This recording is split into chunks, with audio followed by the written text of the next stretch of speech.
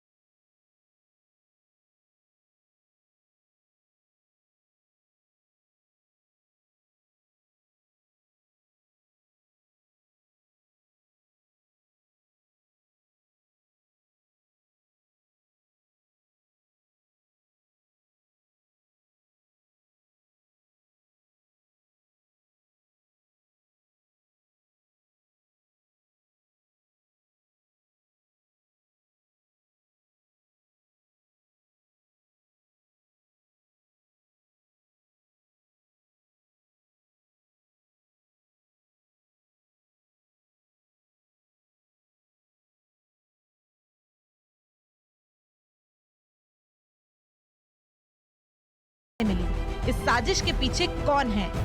जिस घर में आईडी मिला वहाँ कौन कौन रहता था, एक एक डिटेल आपको बताएंगे। लेकिन उससे पहले आपकी टेंशन दूर करने वाला अपडेट बताते हैं। करीब 3 किलो के आईडी को डिफ्यूज कर दिया गया है। ओल्ड सीमापुरी के एक मकान में एक बैग के अंदर दिल्ली पुलिस स्पेशल सेल को जो आईडी बरामद हुआ था उसको दिलशाद गार्डन के डिस्ट्रिक्ट पार्क में लाकर डिस्पोज ऑफ किया गया है। एनएसजी के बॉम्ब जो एक्सपर्ट्स हैं उनकी निगरानी में उसको डिफ्यूज किया गया है। करीब 3 किलो RDX था और आप देख सकते हैं कि यहाँ पे पुलिस बल मौजूद है और इस पूरी जगह को ब्लॉक किया गया था जिस वक्त ये डिस्पोज ऑफ किया जा रहा था। ये वो मशीन है जिसके अंदर वो मशीन रख के लाई गई है जिसमें इस आईडी को डिफ्यूज किया गया है। ये एनएसजी के ये एक मशीनरी है, इसको पहले ही मौके पे पहुंचाया गया था ओल्ड सीमापुरी था और उसके बाद उसको उसी आईडी को इसमें रख के यहाँ पे लाया गया था। वक्त दोपहर 2:15 बजे का था जब दिल्ली पुलिस को बम की सूचना मिली। ऐसे में पुलिस बिना वक्त गवाए एक्शन में आई। पुलिस वाले ओल्ड सीमापुरी की लोकेशन पर पहुंचे तो मकान नंबर D49 के एक कमरे से आईडी वाला बैग मिला। ये मकान हासिम नाम के शख्स का है। जिस कमरे से आईडी मिला उसमें 3 से 4 किराएदार रहते थे जो पुलिस वालों के पहुंचने से पहले फरार हो गए थे। दिल्ली पुलिस और स्पेशल सेल की जब टीम यहाँ पर पहुंची तो उसे संदिग्ध बैग मिली है। हालांकि जो वहाँ पे जो लोग रह रहे थे उस कमरे में जहाँ पे वो बैग मिली है, फिलहाल वो लोग लापता हैं। लेकिन इसको लेकर के मोहल्ले में बिल्कुल दहशत का माहौल बना हुआ है। जो मोहल्ले के जो लोग हैं, हमने जब उनसे बातचीत की तो उन लोगों का साफ तौर पर कहना है कि वो लोग कौन थे, इनके कोई संपर्क में नहीं आ रहे थे और न ही उनकी चीज़ों से कुछ ऐसी संदिग्ध बातें लग रही थी। लेकिन वो लोग जो है लगातार फरार हैं और यहाँ के जो मोहल्ले वासी किसी के वो संपर्क में नहीं है। आसपास रहने वाले लोगों का दावा है कि संदिग्ध किराएदार कौन थे, किसी को उनके बारे में कुछ नहीं मालूम। किराए पे रहते थे वो यहाँ, और उसके बावजूद यहाँ जैसे पता लगा, हम तो बिल्कुल एक करीबी है, हमारे जो SHO साहब है उन्होंने अमन कमेटी बना रखी है। यहाँ पब्लिक और पुलिस की एक ज्वाइंट कमेटी बनाई हुई है, उसमें हम पूरा सहयोग करते हैं। जो जायज़ काम होता है, नाजायज़ के लिए हम बिल्कुल भी नहीं है। और ये तो जल्दी में ही थे, ये ज्यादा नहीं दिन हुए, बहुत कम टाइम हुआ जब थे ये। फिलहाल दिल्ली पुलिस ने मकान मालिक हासिम को हिरासत में ले लिया है। उससे पूछताछ जारी है। लेकिन वो संदिग्ध थे कौन, कहां से आए थे, ऐसे सवालों पर हासिम के घर वालों का क्या कहना है, आप खुद सुनिए। माता जी, क्या बताया था हासिम ने? ये लोग कब से यहाँ पे रह रहे थे? बेटा मुझे ना पता, मुझे ना बताया कब से रह रहा है, कि महीना भर से रह रहे, कि 8 दिन से रह रहे, कि 10 दिन से रह रहे, मुझे ना पता। उसने डीलर के थ्रू दिया था। अभी आपने उन लड़कों को देखा था यहाँ पे? बेटा मैंने ना देखा, मैं देखती तो मैं देती ना। हासिम के घर वालों के मुताबिक कमरा प्रॉपर्टी डीलर के जरिए किराए पर दिया गया था।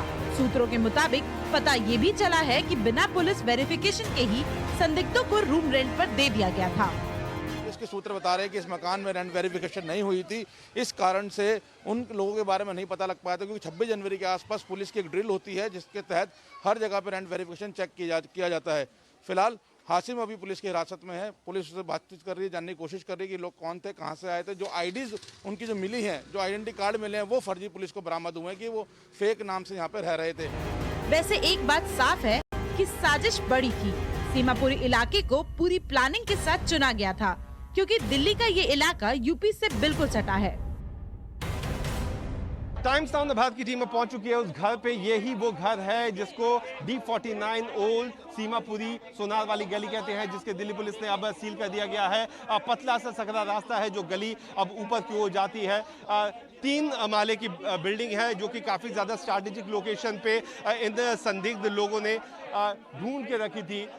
काफी ज्यादा नजदीक है ये उत्तर प्रदेश के बॉर्डर से, और दिल्ली पुलिस अब कोशिश कर रही है कि यहाँ से हमें हटाए। और हम आपको बताएं तो इसी 3 मंजिला इमारत में वो जो संदिग्ध थे वो यहाँ पे किराए पे रह रहे थे। कुछ ही दिनों पहले वो यहाँ पे आए थे और उसके बाद वो यहाँ पे रह रहे थे। एहतियातन दिल्ली पुलिस की टीम ने इन सारी की सारी जो दुकानें हैं, ये काफी ज्यादा भीड़ भाड़ वाला इलाका है, इन सारी दुकानों को बंद कर दिया है। दिल्ली के सीमापुरी में आईईडी मिलने की खबर मिलते ही यूपी की गाजियाबाद पुलिस भी अलर्ट मोड पे है। दिल्ली यूपी बॉर्डर के इलाकों में कड़ी चेकिंग की जा रही है। जैसे ही सूचना प्राप्त हुई उसके बाद वरिष्ठ अधिकारीगणों के निर्देशन में और सूचना के आने के तुरंत बाद तत्काल बाद पूरे जनपद की पुलिस फोर्स अलर्ट मोड पे है, और जो भी bus station, railway station, malls वगैरह हैं सीमावर्ती इलाकों को उनमें लगातार चेकिंग कराई जा रही है। इसी क्रम में डॉग स्क्वाड के साथ आज महाराजपुर बस अड्डे पे SHO लिंक रोड और कौशाम्बी पुलिस द्वारा सबलिंक रूप से सघन चेकिंग कराई जा रही है और लगातार चेकिंग करा के सतर्क दृष्टि रखी जा रही है। दिल्ली और यूपी को जोड़ने वाले गाजीपुर बॉर्डर से भी 1 महीने पहले ही आईईडी बरामद हुआ था। उसी का लिंक ओल्ड सीमापुरी में बरामद आईईडी से सामने आया है। रियांक त्रिपाठी, प्रेरित कुमार और मोहित ओम के साथ ब्यूरो रिपोर्ट, टाइम्स नाउ नव भारत। तो हमारी इस रिपोर्ट को आपने देखा। दरअसल दिल्ली में मिले आईडी का पंजाब और कश्मीर से कनेक्शन क्या है? 2022 में कश्मीर, पंजाब से लेकर के दिल्ली तक मिले विस्फोटक की कड़ियां आपस में कैसे जुड़ती हुई नजर आ रही हैं, इसे समझने के लिए भी हमारी टीम ने एक रिपोर्ट तैयार की है, आपको दिखाते हैं। 17 फरवरी 2022, ओल्ड सीमापुरी, दिल्ली। 15 जनवरी 2022, गाजीपुर फूल मार्केट, दिल्ली। 33 दिन बाद दिल्ली में एक बार फिर आईईडी मिलने से दहशत मच गई। पहले गाजीपुर और अब ओल्ड सीमापुरी। गाजीपुर में 15 जनवरी को आईईडी बरामद होने के बाद अब तक पुलिस के हाथ खाली थे। साजिश रचने वालों के सुराग तलाशे जा रहे थे। इस बीच गुरुवार को दिल्ली पुलिस की स्पेशल सेल को ओल्ड सीमापुरी इलाके में बम का इनपुट मिला, तो इन्वेस्टिगेशन को एक नया डायरेक्शन मिला। दिल्ली पुलिस के कमिश्नर राकेश अस्थाना ने भी टाइम्स नाउ नव भारत से बातचीत में इस बात की तस्दीक की है कि गाजीपुर केस की जांच के दौरान ही ओल्ड सीमापुरी इलाके में संदिग्ध गतिविधि की इत्तला मिली, जिसकी बुनियाद पर रेड हुई तो करीब 3 किलो का आईईडी बरामद हुआ। ओल्ड सीमापुरी के मकान नंबर D49 की दूसरी मंजिल के जिस कमरे से आईईडी मिला, वहां से संदिग्धों के कुछ कपड़े और सामान भी मिले, जो उन तक पहुंचने में कड़ी का काम कर सकते हैं। सबसे बड़ी बात यह है कि जो आईईडी मिला वो काफी हद तक गाजीपुर में बरामद आईईडी जैसा ही था। ये आईईडी पंजाब और जम्मू कश्मीर में मिले विस्फोटकों जैसा ही था। टिफिन के अंदर या प्रेशर कुकर में टाइमर और इलेक्ट्रॉनिक चार्जर के साथ आईईडी यानी विस्फोटकों के तार 3 राज्यों से जुड़ते हैं, जम्मू कश्मीर, पंजाब और दिल्ली। ओल्ड सीमापुरी इलाका यूपी बॉर्डर से सटा है। ऐसे में साजिश की जद में चुनावी राज्य यूपी भी हो सकता है। फिलहाल जांच एजेंसियां साजिश की गुत्थी हर एंगल से सुलझाने में जुटी है, लेकिन बीते कुछ दिनों में जिस तरह से 3 राज्यों में आईईडी की खेप बरामद हुई है, उनमें कई सवाल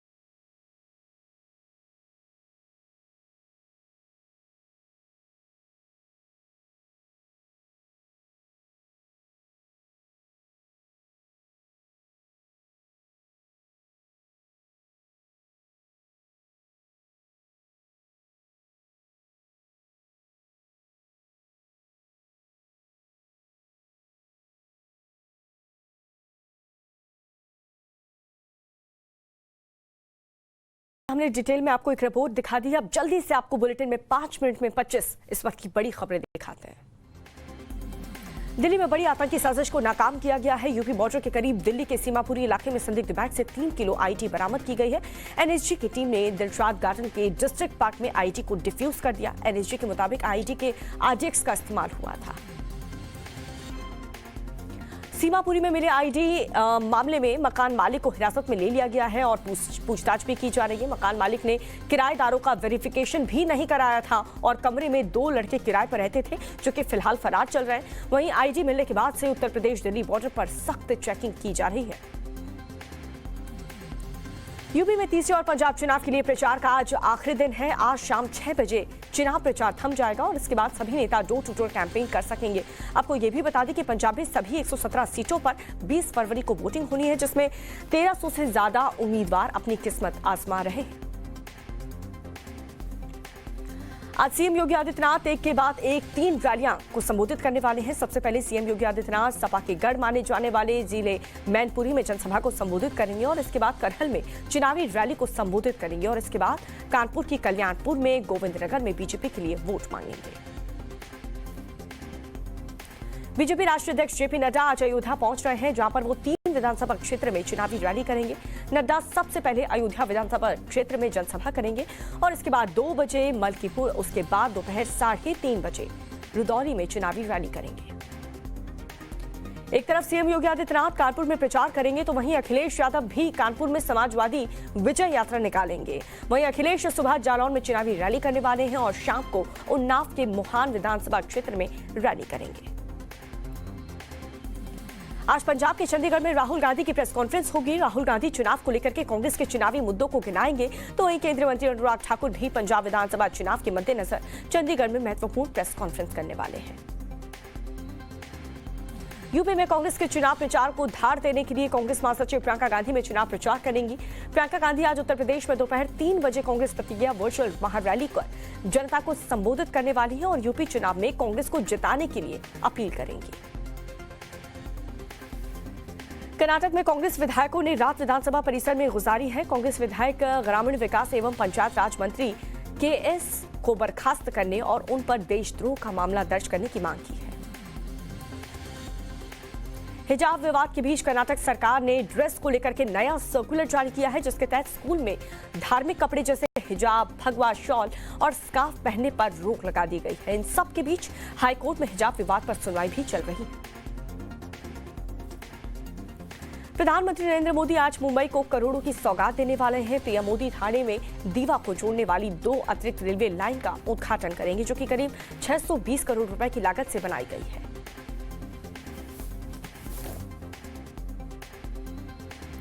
आज भारत और संयुक्त अरब अमीरात के बीच मुक्त व्यापारी समझौता होगा, जिसमें पीएम मोदी और अबू धाबी के क्राउन प्रिंस शेख मोहम्मद बिन के बीच वर्चुअल समिट में इस समझौते पर साइन किए जाएंगे। अहमदाबाद 2008 सीरियल ब्लास्ट में आज दोषियों की सजा का ऐलान होगा। मामले में कोर्ट में 49 लोगों को दोषी करार दिया है, वहीं 28 लोगों को बरी कर दिया गया है। ब्लास्ट के 13 साल बाद कोर्ट ने आरोपियों को दोषी करार दिया।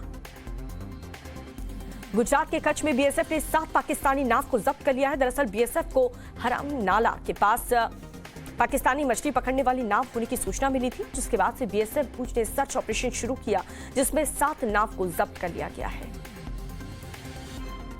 बिहार के दरभंगा में एक महिला पर डायन होने का आरोप लगा करके उसे गांव में धमकाया गया, घुमाया गया, महिला के बाल भी काट दिए गए। वहीं आरोपियों में महिला का पति भी शामिल है, जिसने महिला पर अवैध संबंध का आरोप लगाया। आज राष्ट्रपति पुतिन और बेलारूस के तानाशाह लुकाशेंको मुलाकात होने वाली है और दोनों नेताओं के बीच यूरोपीय सुरक्षा और द्विपक्षीय संबंधों को लेकर के चर्चा होगी। सिंगापुर में संसद में पीएम ली सिन लुंग ने टिप्पणी पर भारत ने कड़ा ऐतराज जताया है। विदेश मंत्रालय ने सिंगापुर के उच्चायुक्त साइमन वोंग को तलब किया और इस तरह की टिप्पणी को अनावश्यक बताया। विदेश मंत्री एस जयशंकर आज से 23 फरवरी तक जर्मनी और फ्रांस के दौरे पर रहेंगे। जर्मनी में विदेश मंत्री एस जयशंकर म्यूनिख सुरक्षा सम्मेलन में हिस्सा लेंगे और इसके साथ ही द्विपक्षीय बैठक भी करेंगे। यूक्रेन और रूस के बीच युद्ध होने की आशंकाओं के बीच भारतीय विदेश मंत्रालय ने प्रतिक्रिया दी है। मंत्रालय के प्रवक्ता अरविंदम बागची ने कहा है कि भारत दोनों देशों के बीच तुरंत ही तनाव कम होने का समर्थन करता है और ये भी कहा कि इस मुद्दे का कूटनीतिक बातचीत करते हुए ही हल निकाला जाना चाहिए। कनाडा की राजधानी ओटावा में ट्रक चालकों का प्रदर्शन लगातार जारी है। प्रदर्शन को देखते हुए इलाके में भारी पुलिस बल तैनात कर दिया गया है। ट्रक ड्राइवर बैनर पोस्टर हाथ में लिए कोविड प्रतिबंधों को खत्म करने की मांग कर रहे हैं। भारत और वेस्टइंडीज के बीच आज दूसरा T20 मैच खेला जाएगा। दोनों टीम कोलकाता के ईडन गार्डन्स में आमने सामने होंगे, जहां पर भारतीय टीम मैच जीत करके सीरीज पर कब्जा करने की कोशिश करेगी। भारतीय वनडे टीम के उप कप्तान हरमनप्रीत कौर को बाहर करने की मांग उठने लगी है। पूर्व भारतीय कप्तान उलजी ने कहा है कि 2017 में खेली पारी की बदौलत ही टीम में नहीं रह सकती। आज रिलीज होगा अक्षय कुमार, जैकलिन फर्नांडिस और कृति सेनन के बच्चन पांडे का ट्रेलर। अक्षय ने फिल्म का पोस्टर शेयर किया। फरहान अख्तर और शिवानी दांडेकर की हल्दी सेरेमनी में पहुंची रिया चक्रवर्ती। रिपोर्ट्स की माने तो ये कपल 21 फरवरी को शादी रचाने वाला है।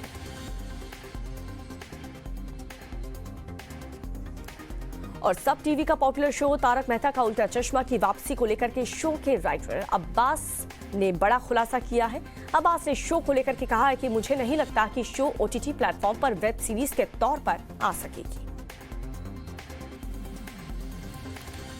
तो ये थी इस वक्त की 25 बड़ी खबरें और जल्दी इससे एक अहम खबर आपको बता दें। अहमदाबाद में 2008 सीरियल ब्लास्ट मामले में 49 दोषियों को आज सजा सुनाई जाएगी। जी हां, गुजरात की स्पेशल कोर्ट सुबह 11 बजे से सजा की घोषणा करेगी, जिस पर अपडेट हम आपको देते रहेंगे। अभियोजन पक्ष की तरफ से सभी दोषियों के लिए मौत की सजा की मांग की गई है और मामले में दोषियों की सजा पर मंगलवार को ही बहस पूरी हो गई थी। इसके बाद कोर्ट ने फैसला सुरक्षित रख लिया था और इससे पहले सेशंस कोर्ट ने 8 फरवरी को 77 आरोपियों में से 49 आरोपियों को दोषी करार दिया था, जबकि 28 ऐसे आरोपी हैं जिनको बरी कर दिया गया। 26 जुलाई 2008 को अहमदाबाद में हुए सिलसिलेवार बम धमाके ने पूरे देश को हिलाकर रख दिया था। महज 1 घंटे के अंदर आपको याद होगा कि 21 धमाकों में 56 लोगों की मौत हुई थी, जबकि 200 लोग जख्मी हुए थे।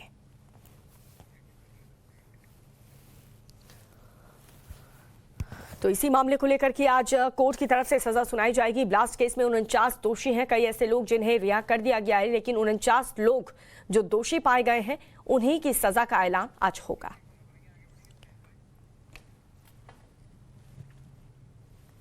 और चलिए बात करते हैं उत्तर प्रदेश विधानसभा चुनाव की। उत्तर प्रदेश में चुनावी समर चरम पर है। राजनीतिक दलों के दिग्गज सूबे में जमकर प्रचार कर रहे हैं और आज भी सूबे में नेताओं की रैलियां और रोड शो होने वाली है।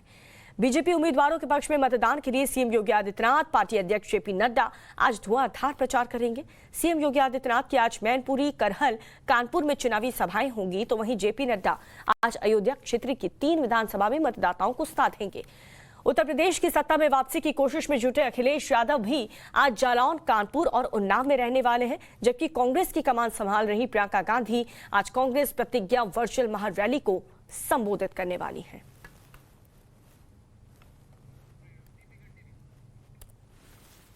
तो सीएम योगी आदित्यनाथ आज मैनपुरी, करहल, कानपुर, उन्नाव और लखनऊ में कैंपेन करेंगे। करहल की चुनावी सभा में सीएम योगी आदित्यनाथ विपक्ष को किस कदर आड़े हाथों लेंगे, ये भी देखना दिलचस्प होगा। इस पर सबकी निगाहें भी टिकी रहेंगी, क्योंकि करहल विधानसभा सीट यूपी की चुनावी समर में बेहद हाई प्रोफाइल सीट है, क्योंकि यहां से ही समाजवादी पार्टी के अध्यक्ष अखिलेश यादव चुनावी मैदान में है और गृह मंत्री अमित शाह और अखिलेश यादव भी कल इसी क्षेत्र में थे। अखिलेश यादव तो अपने पिता मुलायम सिंह यादव और चाचा शिवपाल यादव के साथ मैदान में नजर आए।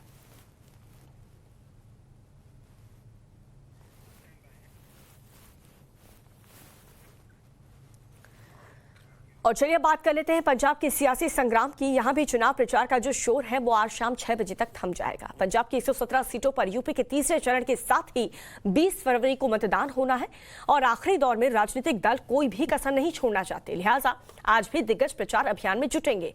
केंद्रीय मंत्री और बीजेपी नेता अनुराग ठाकुर आज चंडीगढ़ में होंगे, जहां पर चुनावी प्रचार करने वाले हैं। भारतीय जनता पार्टी के लिए वोट की अपील करेंगे जनता से और यहां पर वो एक प्रेस कॉन्फ्रेंस करेंगे। कांग्रेस की तरफ से भी राहुल गांधी एक प्रेस कॉन्फ्रेंस आज कर सकते हैं।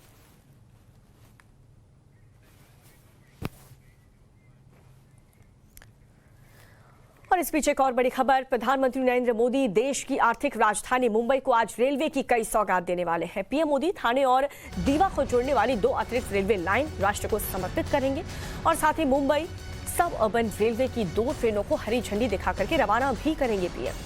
इसके बाद कार्यक्रम में प्रधानमंत्री नरेंद्र मोदी का संबोधन होगा और आज शाम 4:30 बजे से इस कार्यक्रम की शुरुआत होने वाली है, जिसमें प्रधानमंत्री नरेंद्र मोदी वीडियो कॉन्फ्रेंसिंग के जरिए जुड़ेंगे। तो मुंबई वासियों के लिए, जो कि ट्रैवलिंग करने के लिए ट्रांसपोर्ट की एक बहुत बड़ी समस्या रहती है, उसमें लोगों को बहुत बड़ी सहूलियत आज प्रधानमंत्री देने जा रहे हैं। कार्यक्रम में प्रधानमंत्री नरेंद्र मोदी का संबोधन भी होने वाला है। शाम 4:30 बजे वीडियो कॉन्फ्रेंसिंग के जरिए पीएम मोदी इस कार्यक्रम में शामिल होंगे।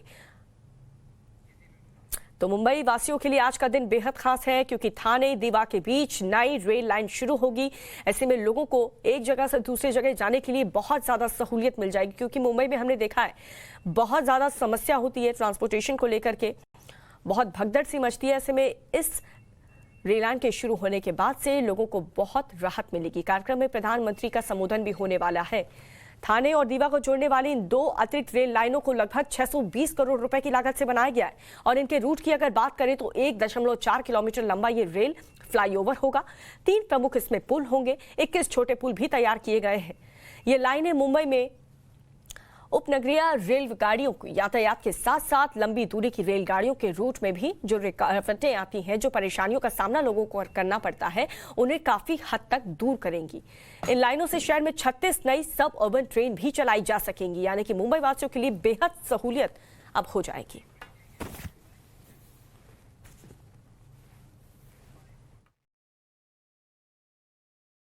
खबर आपको दिखाते रहेंगे, बने रहिए हमारे साथ। रुक रहे हैं बहुत छोटे से ब्रेक के लिए।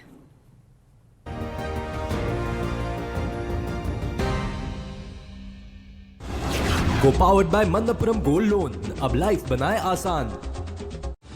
In association with Tirupati Sun Pride Sunflower Oil, my pride of good health.